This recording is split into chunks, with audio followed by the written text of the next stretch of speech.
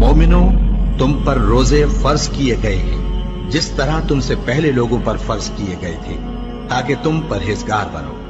रोजों के दिन गिनती के चंद रोज हैं, तो जो शख्स तुम में से बीमार हो या सफर में हो तो दूसरे दिनों में रोजों का शुमार पूरा कर ले।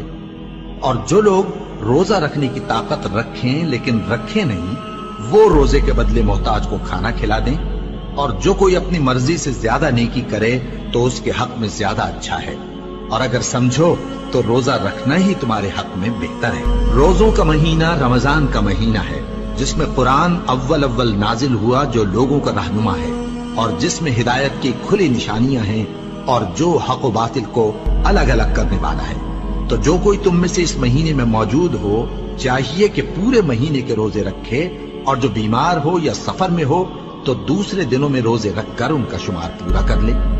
अल्लाह तुम्हारे हक में आसानी चाहता है और सख्ती नहीं चाहता।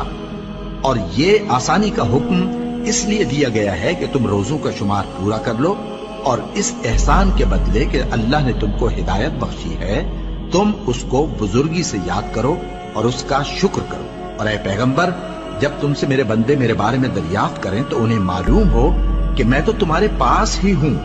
जब कोई पुकारने वाला मुझे पुकारता है तो मैं उसकी दुआ कबूल करता हूं।